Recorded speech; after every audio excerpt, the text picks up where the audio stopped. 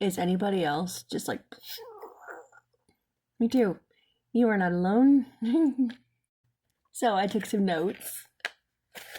9124 3947 333. Happy birthday.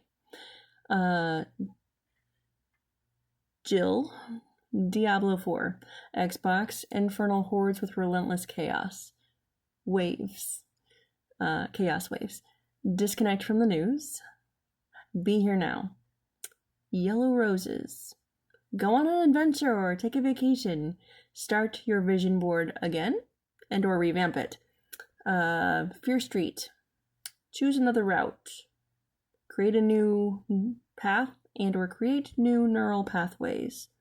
And how we do that is by choosing to think differently about the things that are making us not feel awesome about how we're feeling. Rubber Band, Star Trek, Beam Me Up, Rapture, and I'll go deeper into that one. And the song To Build a Home, and or System, The Temple That Is You, Time to Leave and Return to Dust, Phoenix Rising, Kundalini Awakening, and Reborn.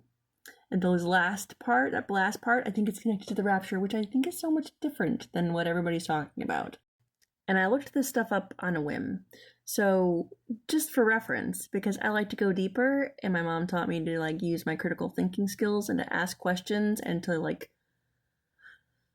go deeper than the surface. And so that might be an opportunity for you too. Also, don't plug into the fear mindset. Stop watching the news. Be Here Now. Focus on all the things that are wonderful in this life that is working for you. The term rapture, by the way, can be connected to chakra concepts in few ways, particularly through the idea of heightened spiritual states of experiences, such as the conditioned rapture or flush of joy in some forms, the Aja or third eye chakra, and the more refined unconditioned rapture associated with the Sahasrara crown chakra. While the term rapture is not a formal chakra concept, some modern spiritual interpretations link chakra experiences to states of ecstasy, bliss, or heightened awareness that can be described as a rapture, with the highest level of being a spiritual union or samadhi. I don't know what that one means, but it says the third eye chakra. This sometimes is linked to conditioned rapture, which can manifest as a rush of energy or even transportation of consciousness to a higher states.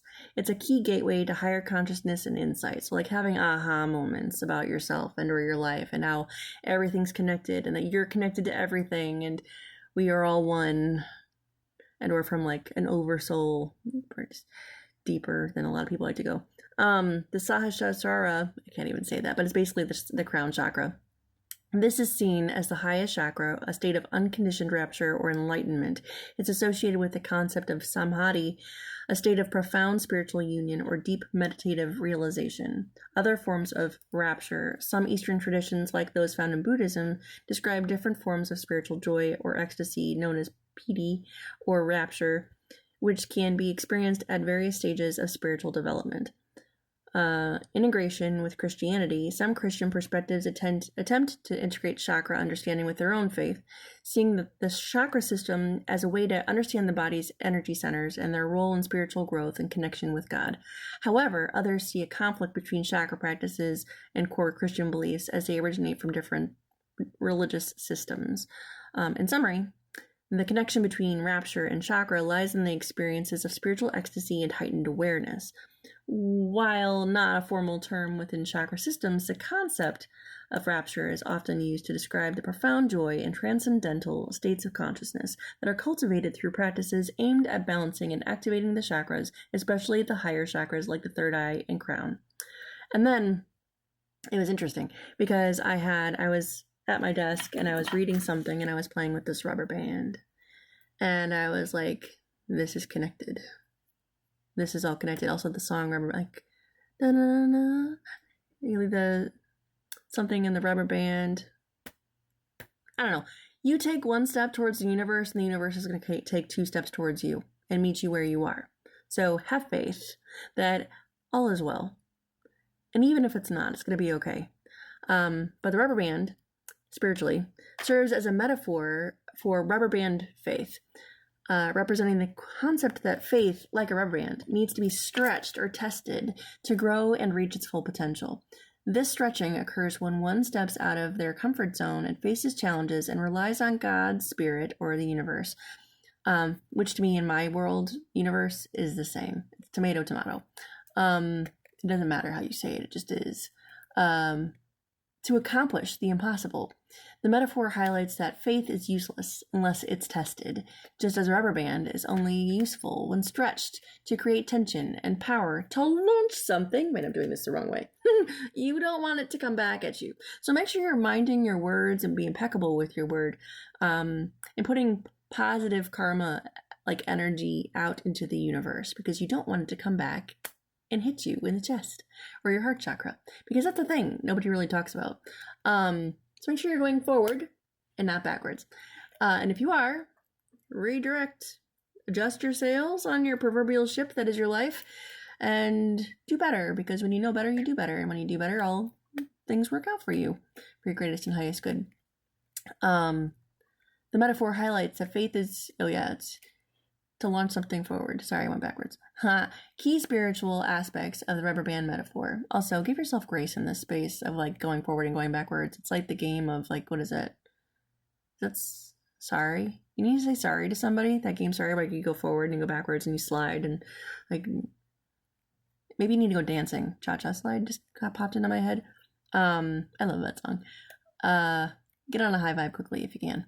So, growth through stretching. Faith grows stronger and deeper when individuals are put in uncomfortable situations that require them to trust God or the universe or yourself more fully. Stepping out of comfort zones. The rubber band represents the need to move beyond our usual boundaries and engage in activities where success depends on divine intervention rather than personal ability, which I feel are interwoven, but semantics. Reliance on God.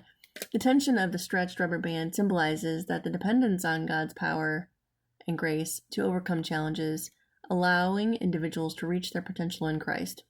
It's the universe. Unlocking potential. Just as a rubber band cannot fulfill its purpose until stretched, faith requires its stretching process to unleash its full power and potential for God's use. Divine purpose and discomfort. While stretching can be difficult and even scary, the metaphor suggests that this tension has a divine purpose leading to maturity and strength. In essence, seeing a rubber band can be a spiritual reminder to embrace challenges and trust in God's ability to work through you even when you feel stretched thin. Also, make sure you drink water after listening to me, and in general, it'll help transmute your energy. Diamonds. You are a diamond. How is a diamond formed? Under great pressure. We couldn't be the best version of ourselves if we hadn't gone through all of the hard times and or things we've been through in life to get to where we are today. And you're amazing. And slingshots might be important. Sometimes it feels like, well, that one broke. Here's I signed.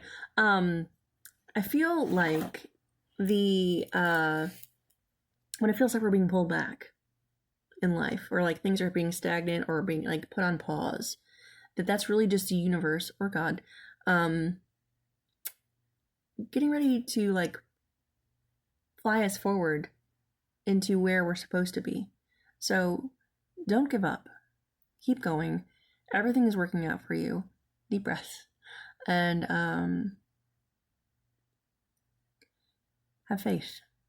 All is well.